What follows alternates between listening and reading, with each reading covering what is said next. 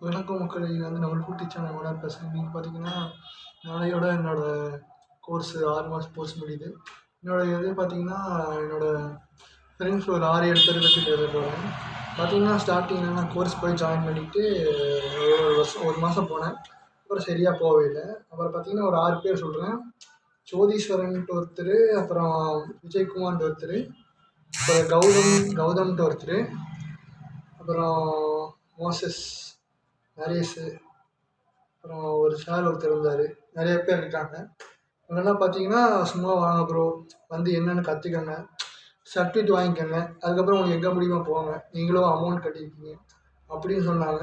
So அவங்க அந்த மோட்டிவேஷன்னால தான் நானும் போயிட்டு 6 மாசம் முடிக்க முடிஞ்சுச்சு. ஸ்டார்டிங்கில தான் போகாம இருப்பேன். நாளைக்கு காலேஜ் முடிக்கும்போது இப்போது கொஞ்சம் எப்படி சொல்றதுன்னா, கஷ்டமா தான் இருக்கு. போகும்போது கொஞ்சம் அசால்ட்டா விட்டேன்.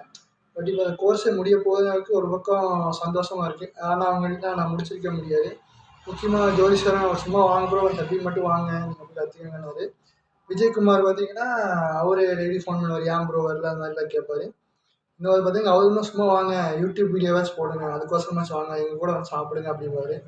மோசஸ் பார்த்தீங்கன்னா, ஹோட்டலுக்குலாம் போனா ப்ரோங்கிறது, ஏதோ ஒரு டயலாக் சொல்லி பேசுங்கிறது அதெல்லாம் பண்ணுவாரு.